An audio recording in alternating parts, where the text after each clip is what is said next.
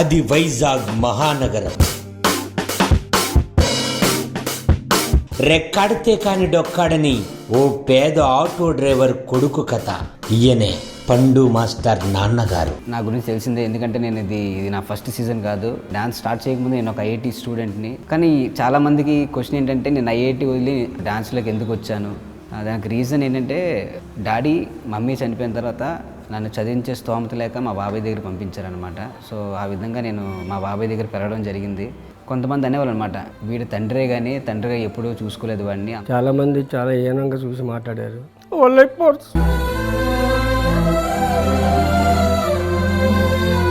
So కన్న తండ్రిని అంతమంది తప్పుగా మాట్లాడుతుంటే కొడుకుగా నేను చాలా ఫీల్ అయ్యేవాడిని. సో రేపు పొద్దున నేను బాగుపడినా మంచి పొజిషన్లో ఉన్నా ఎప్పటికీ మా డాడీకి మంచి పేరు అనేది రాదు. ఎందుకంటే మా బాబాయ్ చేశారు, మా బాబాయ్ చేసిన ప్రతి ఒక్కరు అంటారు.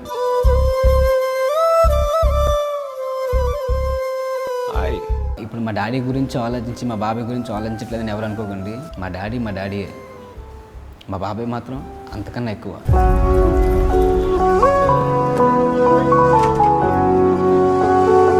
బాబాయ్, నేను నిజంగా మీకు సారీ చెప్పాలి. మీరు ఇంత లైఫ్ ఇచ్చినా కూడా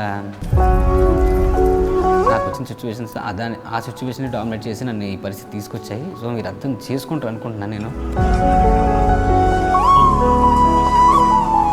మాకు నువ్వు సారీ చెప్పవలసింది ఏముందిరా, నువ్వు మా అబ్బాయివే కదా. అలాగే ఫైనల్లో గెలవాలని కోరుకుంటున్నాను. ఆల్ ది బెస్ట్ వా. పండరి ఏసే